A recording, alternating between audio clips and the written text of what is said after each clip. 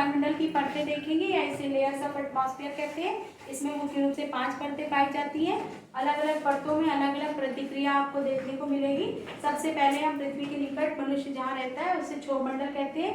ये धरातल से लेकर 10 से 13 किलोमीटर तक पाई जाती है। इसमें वर्षा और धूल के कण और ऑक्सीजन मिलते हैं जो मनुष्य के लिए सबसे ज्यादा आवश्यक है। इसलिए क्षोभमंडल मनुष्य के लिए सबसे इम्पोर्टेंट है, क्योंकि धूल के कण संगठन के नाभिक बनाते हैं और इसकी मदद से जल बूंदें बनती हैं और जो पृथ्वी पर गिरती हैं और वर्षा में के रूप में बदल कर गिरती है। वर्षा के 3 प्रकार होते हैं। पहले को वर्षा करते हैं जब जल बूंद के रूप में आती है, जब सॉलिड में आती है तो उसे हिमपात या ओलावृष्टि कहते हैं, और जब गैस फॉर्म में आती है तो उसे ऊर्ध्वपात सब्लिमेशन कहते हैं।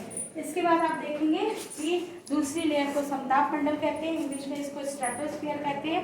यहाँ वायु यान उड़ा सकते हैं, बैलून उड़ा सकते हैं और ये सबसे खास है क्योंकि यहाँ ओजोन 3 पाई जाती है, O3 पाई जाती है, ओजोन मिलता है।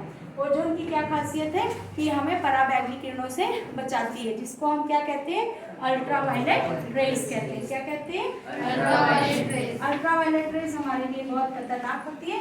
ये हमारे वायुमंडल में अगर आ जाएगी तो इससे स्किन कैंसर हो सकते हैं, बहुत तरह की समस्याएं हो सकती है, तापमान में बहुत ज़्यादा वृद्धि होगी।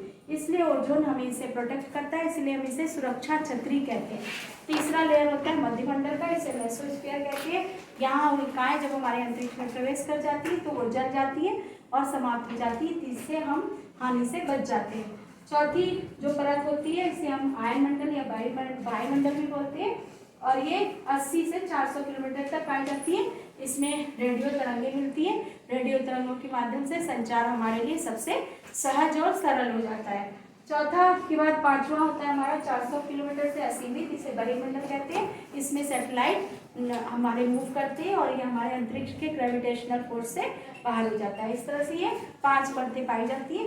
सब लोग जल्दी जल्दी मेरे साथ बोलेंगे। क्षोभमंडल, ट्रोपोस्फियर, समताप मंडल, स्ट्रेटोस्फियर,